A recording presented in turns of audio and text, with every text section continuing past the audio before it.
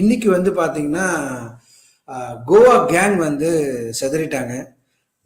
செதறி வந்து பீஸ் ஆயிடுச்சு கோவா கேங்கு. எனக்கு என்னமோ திருப்பி அந்த மாதிரி ஒரு வைப் இருக்காதுன்னு நினைக்கிறேன் அவங்க டீமுக்குள்ளால. ஆமா, கோவா கேங் வந்து அதுல இருந்து ஜெஃப்ரி வந்து இந்த வீக்கெண்ட் நடந்த விஷயத்துல இருந்து அப்படியே தனியா போயிட்டாரு.